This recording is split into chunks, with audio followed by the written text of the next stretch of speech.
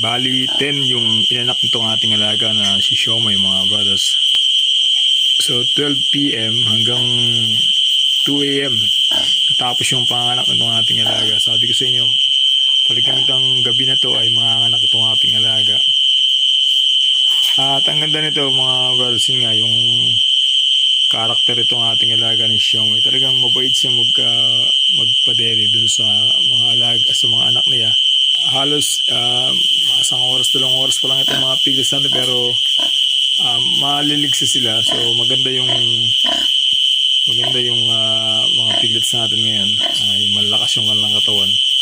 At ang ganda rito, talagang makukuha lahat nila yung colostrum na binibigyan na nila for 2 days halos. So yun ang importante, kailangan makuha talaga yan.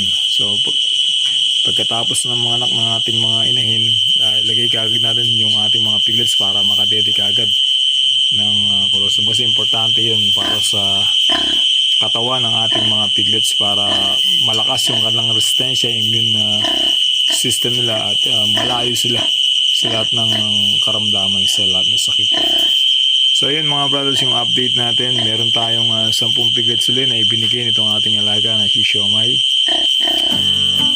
At wala pa tayong mortality na so sana naman maingatan natin para walang mortality sa 10 ito.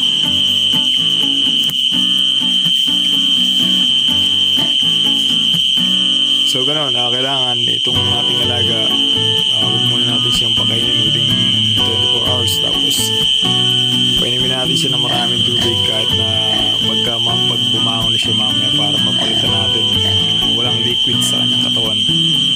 At haluan na rin natin ito ng pwede rin natin haluan siya ng gamot para maiwasan natin na manigas yung kanyang dede po, para iwas infection. So yun lang mga brothers, maraming salamat po sa inyo. Magandang umaga po sa inyo lahat. Kung nyo subscribe ng ating channel, my brothers na Pig.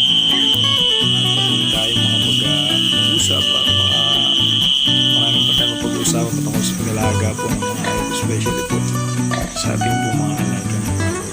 So yun lang mga brothers, maraming salamat po. God bless.